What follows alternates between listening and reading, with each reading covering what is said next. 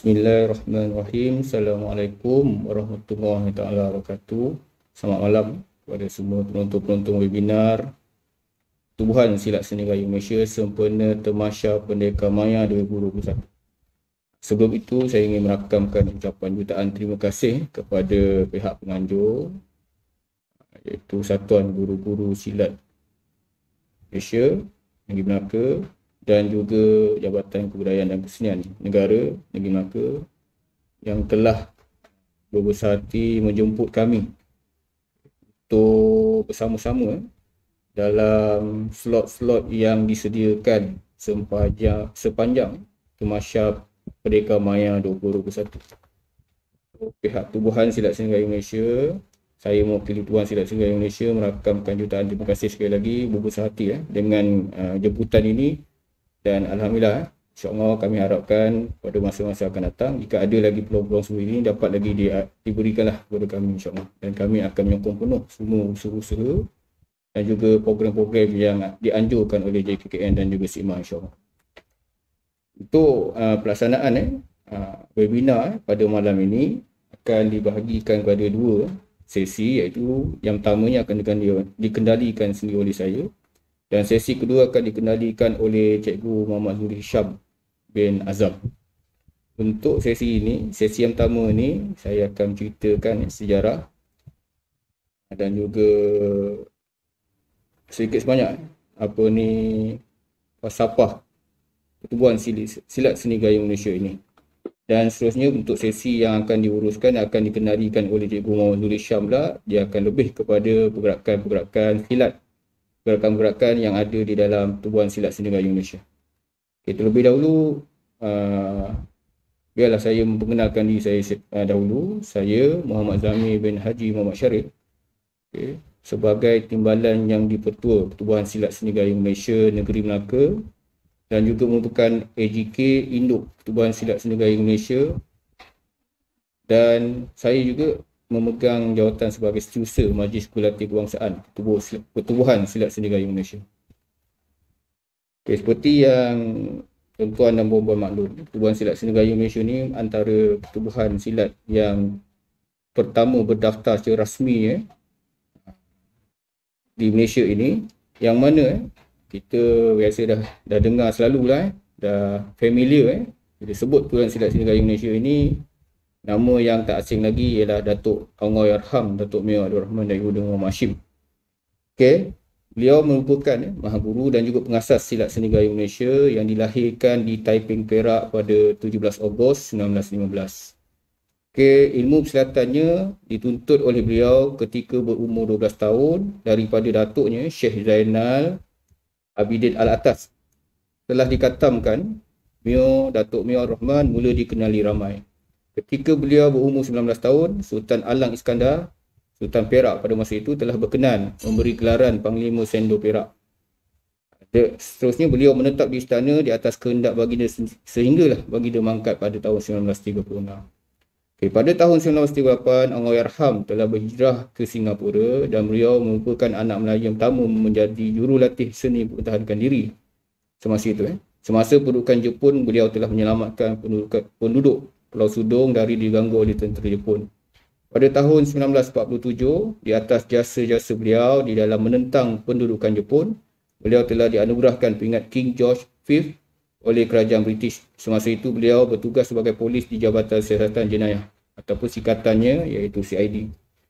Okay, bermula pada tahun 1948, Silat Seni Gayo Malaysia telah berkembang ke pelosok tanah Melayu atas usaha Datuk Meo, dan kegigihannya, identitinya bertambah teguh dan dikenali ramai. Pada tahun 1958, Yang Mulia Tengku Kasim, yakni kekanda kepada Tengku Abdul Rahman Butar Haj, telah menjemput untuk mengadakan persembahan di Kelab Sukan Sultan Abdul Hamid Abdul Star Kedah secara besar-besaran. Dan seterusnya perkembangan silat gayung ni berkembang ke serata negeri di Malaysia ini. Saya juga ingin menekankan tentang tokoh-tokoh yang terlibat secara langsung terhadap penubuhan Silat Seni Gayo Malaysia ini. Selain itu juga Datuk On Jaafar, antara tokoh-tokoh yang penting yang penting yang bersama-sama dengan Datuk Mio menubuhkan Pertubuhan Silat Seni Gayung Malaysia, di mana Datuk On Jaafar ni telah menyusun Perlembagaan Pertubuhan Silat Seni Gayung Malaysia dan disahkan pendaftarannya pada 22 Oktober 1963 di Johor Bahru. Selain itu, saya juga ingin menekankan tentang peranan tokoh-tokoh lain seperti Pendeta Zakbar. Pendeta Zakbar dalam Pertubuhan Silat Seni Gayung Malaysia ini, yang mana Pendeta Zakbar ni adalah penulis lirik kepada lagu rasmi Silat Seni Gayung Malaysia ni. Mungkin ramai yang mungkin tak berapa tak tahu tentang ni, tapi lagu Pertubuhan Silat Seni Gayung Malaysia, liriknya ini telah ditulis bersama oleh Pendeta Zakbar. Banyak tokoh-tokoh yang terkenal, tokoh-tokoh negarawan Malaysia ni yang terkenal, yang terlibat bersama dalam penubuhan Pertubuhan Silat Seni Gayung Malaysia. Dan pada tahun 1966, Datuk Maha Guru telah kembali menetap ke tempat asalnya daripada Woodlands, Singapura ke Kampung Air Kuning, Taiping, Perak. Pada tahun 1971, Maha Guru telah dianugerahkan Darjah Kebesaran Paduka Cula Simanjakini yang membawa gelaran Datuk. Beliau telah kembali ke Rahmatullah pada 23 bulan Jun 1991 di Taiping, Perak, yang mana beliau telah meninggalkan banyak legasi pada anak-anak muridnya di serata Malaysia dan juga di serata dunia. Alhamdulillah, legasi beliau masih lagi berkekalan sehingga sekarang. Bagi Pertubuhan Silat Seni Gayung Malaysia di Melaka pula, telah mula ditubuhkan secara rasmi pada tahun 1964 di Gelanggang Padang Temu. Dan sekarang Pertubuhan Silat Seni Gayung Malaysia di Melaka diterajui oleh Datuk Ismail bin Haji Jantan selaku YDP yang dipetua Pertubuhan Silat Seni Gayung Malaysia di Melaka. Sukalah saya di sini juga ingin menceritakan sedikit sebanyak tentang tokoh Silat Seni Gayung Malaysia di Melaka ini, sebab saya ni berpusat di Melaka. So moleklah baginya pada saya menceritakan sedikit tentang tokoh Silat Seni Gayung Malaysia di Melaka ni. Yang dipetua Pertubuhan Silat Seni Gayung Malaysia sekarang iaitu Datuk Ismail bin Jantan, dilahirkan di Lubuk, China, dan mula menjadi murid gayung pada Disember 1962 di Singapura. Di Singapura. Itu gelanggang utama beliau di Singapura. Dan beliau diperlimau tapakkan di Singapura dan juga limau seni di Singapura. Seterusnya beliau banyak mempelajari kaitan dengan Silat Seni Gayung Malaysia ni dengan ramai guru-guru, antaranya ialah Cikgu Alias bin Muhammad Ali, Allahyarham, Tuan Haji Husin bin Kaslan, Cik Nordin bin Abdul Rahman ataupun Nordin Kipasmas, Allahyarham, Cik Majid Misai, Kodiang, Cik Maksudi, Cik Jonet dan juga Cik Naning, penghulu Pulau Sudong. Dan tidak dilupakan juga beliau mendapat juga tunjuk ajar daripada Maha Guru Allahyarham Datuk Mir Rahman dan Mudia Mak Syif sendiri. Dalam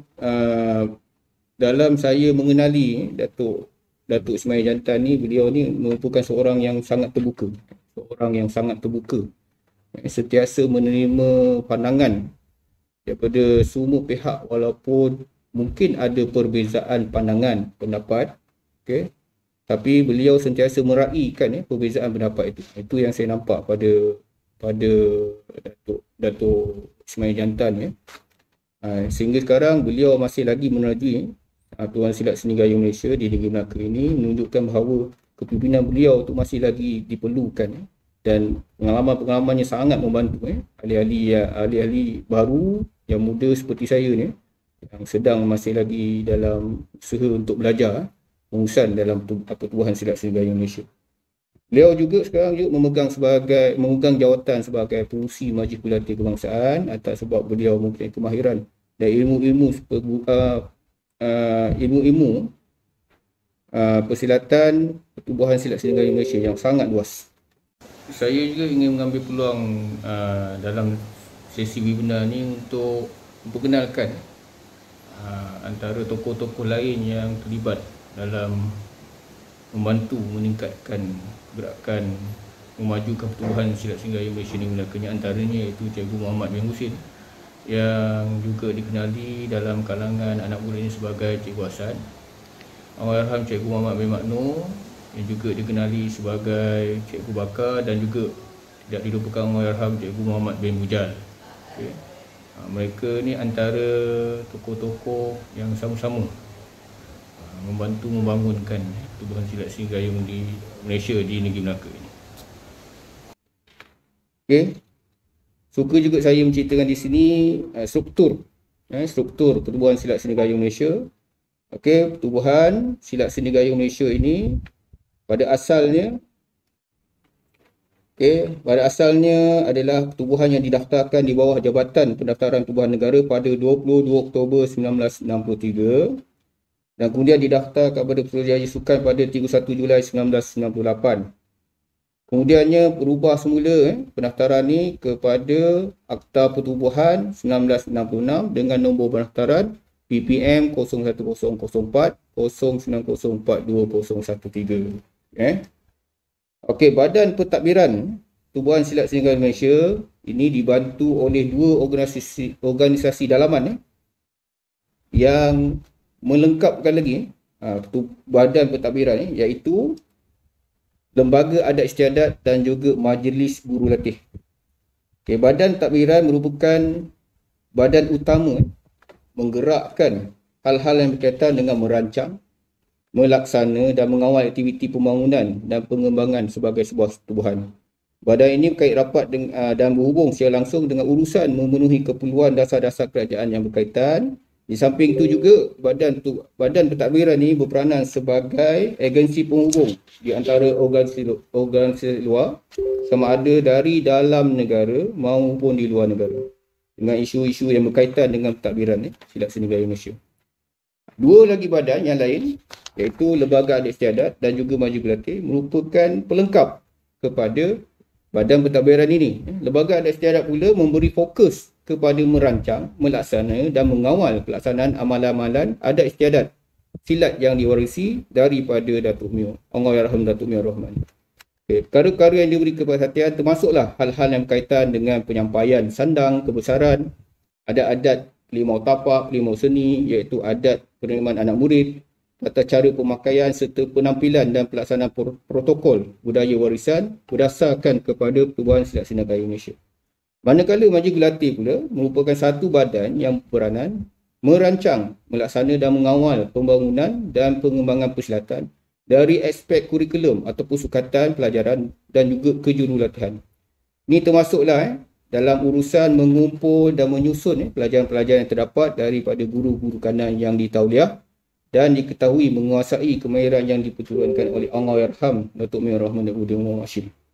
Okay. Itu sedikit sebanyak tentang struktur organisasi Pertubuhan Silat Seni Gayung Malaysia. Yang mana Silat Seni Gayung Malaysia ni satu pertubuhan yang unik. Okay. Tunjangnya adalah pentadbiran tadi disokong oleh Lembaga Adat Istiadat dan juga Majlis Guru Latih. Okay, Majlis Guru Latih. Okay. Dalam silat gayung ni kita sering mendengar kita ditekankan tentang silat seni gayung ni, silat gayung bersendikan adat.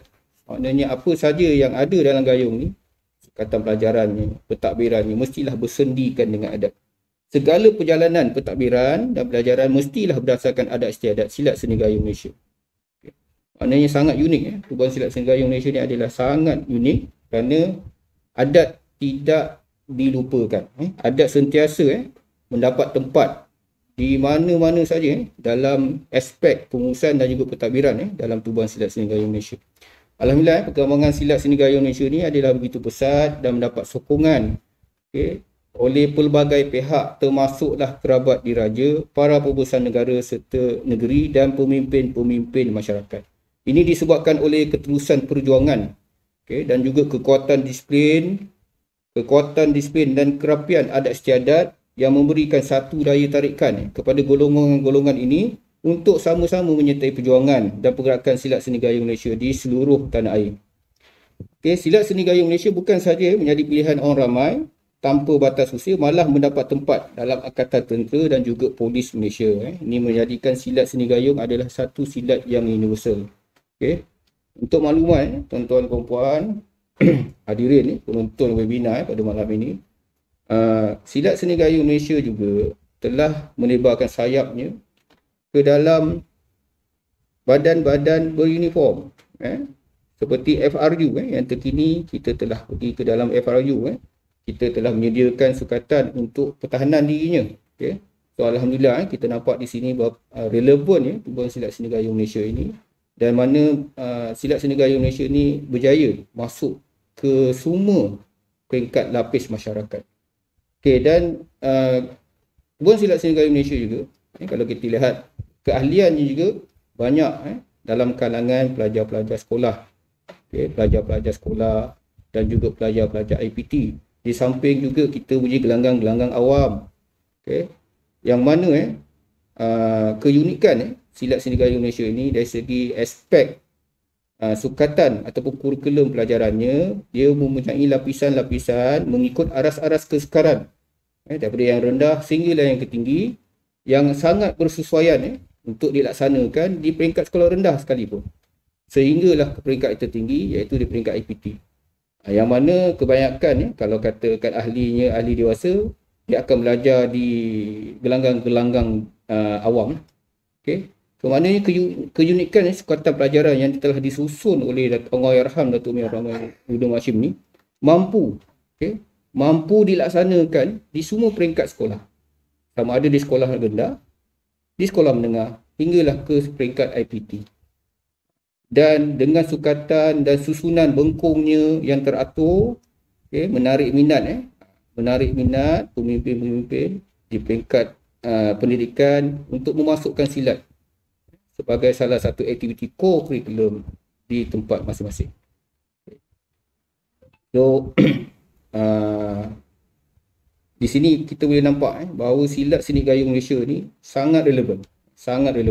Selain itu juga, saya pun ada membuat sedikit kajian tentang apakah kesan tubuhan silat seni gayung Malaysia ni terhadap ahli-ahlinya. Okay, yang mana kajian saya ni dibuat untuk satu conference yang mana conference tu International Conference of Multidisciplinary Approaches in Social Sciences, Islamic and Technology 2020.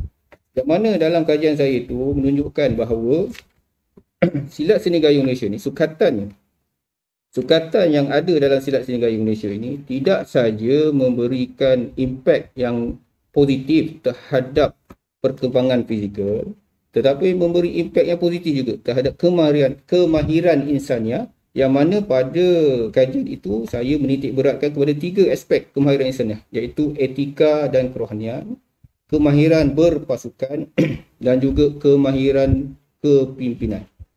Yang mana berdasarkan pada hasil dapatan kajian itu menunjukkan bahawa dengan sukatan pelajaran yang ada dalam tubuhan silat seni gayung Malaysia ini mampu meningkatkan lagi kemahiran insaniah ahli-ahli silat gayung. So kita nampak di sini betapa relevannya tubuhan silat seni gayung Malaysia ini, yang mana kalau tuan-tuan berminat untuk mempelajari tentang silat seni gayung Malaysia ni, ingin mengupas lebih lanjut lagi tentang tubuhan silat seni gayung Malaysia ni, bolehlah terus berhubung dengan jawatan kuasa utama ataupun Setiausaha Agung Tubuhan Silat Seni Gayung Malaysia. Okey, dialamatkan kita punya Pejabat Pertubuhan Silat Seni Malaysia peringkat Indo berada di Masjid Tanah Negeri Melaka. Dan insya-Allah di akhir webinar ni nanti Cikgu Zul Hisham akan paparkan alamat perhubungan untuk tuan-tuan puan-puan jika berminat untuk mendalami pelajaran dalam tubuhan silat seni gayung Malaysia ini. Dan selepas ini nanti sesi yang seterusnya akan dikenali oleh Cikgu Muhammad Zul Hisham, yang mana Cikgu Muhammad Zul Hisham akan menumpukan kepada pergerakan-pergerakan yang terdapat dalam silat seni gayung Malaysia, yang insya-Allah ini mungkin akan menambahkan minat tuan-tuan puan-puan, penonton-penonton webinar untuk sama-sama Okey, kita mempelajari silat seni gayung Malaysia ni, insya-Allah. Okey, daripada itu saja saya ucapkan wabillahi taufiq hidayah. Wassalamualaikum warahmatullahi taala wabarakatuh.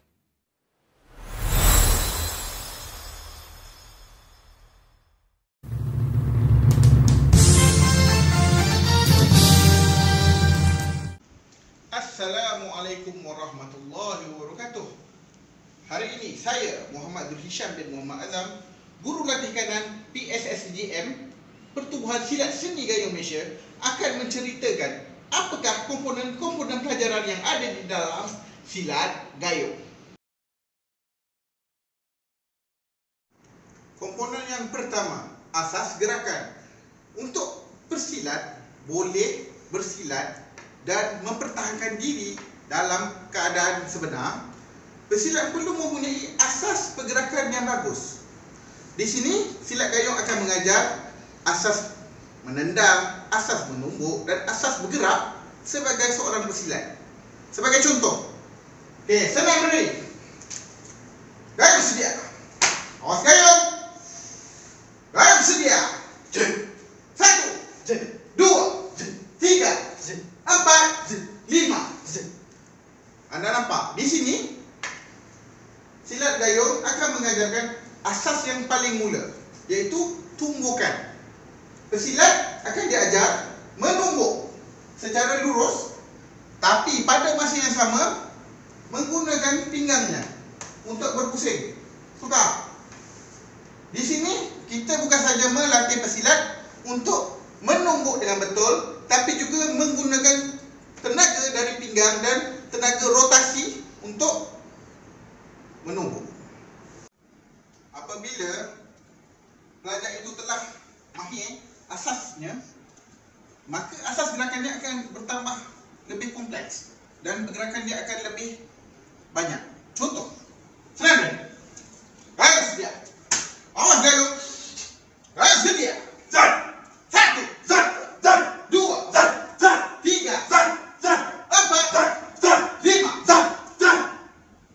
Pergerakannya akan ditambah, koordinasi antara tumbukan dan tepisan akan ditambah, membuatkan pesilat akan lebih mahir. Selain daripada tumbukan, silat gayung juga akan mengajarkan asas kepada serangan kaki. Senang berdiri. Gayung sedia. Awas gayung. Gayung sedia. 1, 2, 3, 4, 5. Apabila pesilat itu telah mahir, macam saya katakan tadi, pergerakan akan bertambah. 1, 2, 3, 4, 5. Selain itu, kita juga mengajar pesilat untuk mahir apabila bergerak seperti ini. Yeah! 1, 2, 3, 4. Dan juga pergerakan kaki. Sedia. 1, 2, 3, 4. Komponen yang kedua, asas silakan. Dalam silat gayung akan diajar bagaimana untuk menghadapi serangan, mengelak dan menepis serangan daripada musuh. Seperti ini. Sedia. Tumbuk. Sedia. Tumbuk. Selari dengan kemahiran pesilat, asas elakan juga akan menjadi lebih kompleks. Sedia. Tumbuk.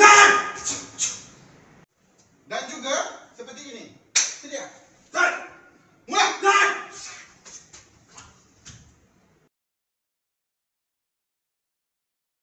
Komponen nombor 3, bunga. Di dalam silat gayung, bunga atau lengkah sembah adalah merupakan bahasa isyarat yang mengekspresikan niat silat tersebut. Di dalam silat gayung juga ada diajar bunga asas, iaitu seperti bunga tanjung, yang mana bunga itu juga mempunyai maksud yang tersendiri. Saya akan mendemonstrasikan gerakan bunga ini berserta dengan maksudnya. Silat hormat. Turun hormat. Perhatian kepada semua yang berada di hadapan saya. Saya akan mempersembahkan satu persembahan ikhlas dari sanubari saya, satu seni halus yang diberi nama silat gayung. Komponen nomor 4, permainan pentas. Pentas adalah permainan buah di dalam gayung yang dimainkan oleh dua orang pesilat. Pergerakan pentas ini melatih untuk pesilat biasa permainan di antara dua pesilat.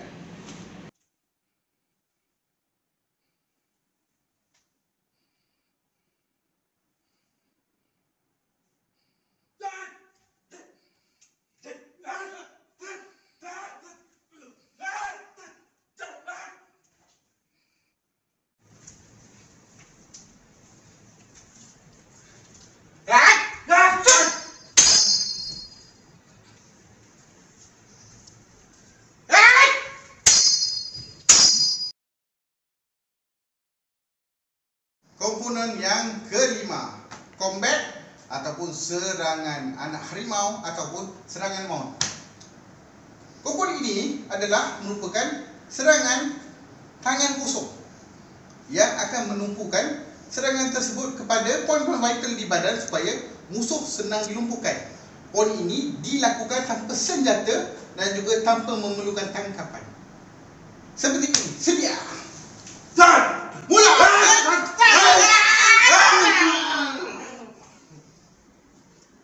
Dan juga seperti ini. Sedia.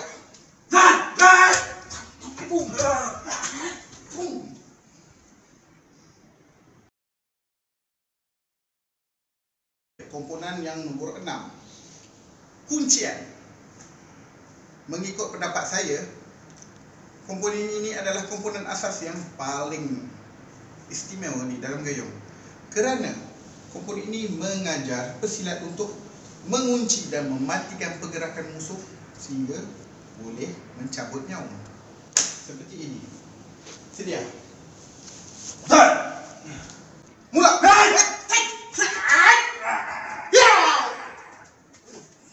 Seperti ini. Sedia.